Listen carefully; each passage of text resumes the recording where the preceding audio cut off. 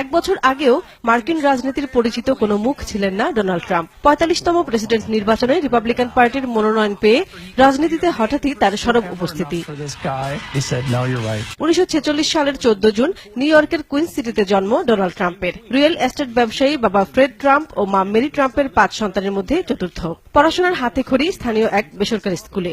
পরে ৮ম গ্রেডে ভর্তি হন নিউ ইয়র্ক মিলিটারি একাডেমিতে। পড়াশোনার ছুটিতে বাবার পারিবারিক ব্যবসা এলিজাবেথ ট্রাম্প অ্যান্ড সান দিয়ে ভবিষ্যতে ঝানু ব্যবসায়ী হওয়ার ইঙ্গিত দেন ডোনাল্ড।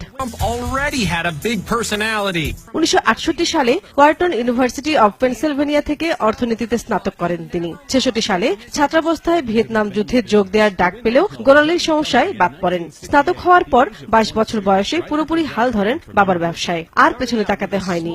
সময়ের সঙ্গে ব্যবসা বাড়িয়ে হন ধনকুবের।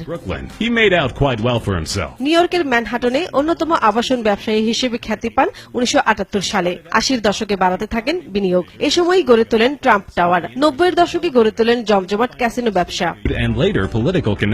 ২০০০ সালের পর দেশ বিদেশে গালফ কোর্সে বিনিয়োগ ট্রাম্পকে আরো ধনী করে। সম্পদ আরো বাড়ান ওয়ার্ল্ড রেসলিং চ্যাম্পিয়নশিপ ও মিস ইউনিভার্স প্রতিযোগিতার আয়োজন করে। টেলিভিশনে রিয়েলিটি শো করে খ্যাতি পান টিভি ব্যক্তিত্ব হিসেবে। তার সম্পদের পরিমাণ $৪৫০ কোটি কাছাকাছি। তবে বিতর্কও কম নয় তাকে নিয়ে।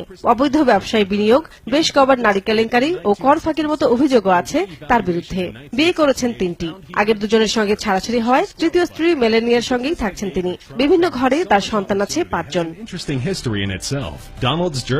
রাজনীতির সঙ্গে ঘনিষ্ঠতা না থাকলেও ২০০১ থেকে ২০০৯ পর্যন্ত সমর্থন করেন ডেমোক্র্যাটদের। তবে বারাক ওবামা প্রেসিডেন্ট হওয়ার পর জন্মস্থান ও নীতির বিরুদ্ধে থাকার জেরে ঝোঁকেন রিপাবলিকান দলে। চলতি বছরের গোড়ায় ঘোষণা দেন প্রেসিডেন্ট প্রার্থিতার। বিশ্বব্যাপী আবারও যুক্তরাষ্ট্রের হারানো গৌরব ফিরিয়ে আনার স্লোগান দিয়ে প্রাথমিক মনোনয়নে ১৭ প্রার্থীকে হটিয়ে দলীয় মনোনয়ন নিশ্চিত করেন। তবে সেখানেও নারীদের কটূক্তি, অভিভাষণ ও মুসলিম বিদ্বেষী বক্তব্য দিয়ে হন সমালোচিত। নিজের বক্তব্যের বারবার ভুল পাল্টানো ট্রাম্প যুক্তরাষ্ট্রের অভ্যন্তরীণ ও পররাষ্ট্র নীতিকে ঢেলে সাজানোর ঘোষণা দিলেও বাস্তবে তার কতটা করতে পারবেন তাই এখন আগ্রহ নিয়ে দেখবেন বিশ্ববাসী।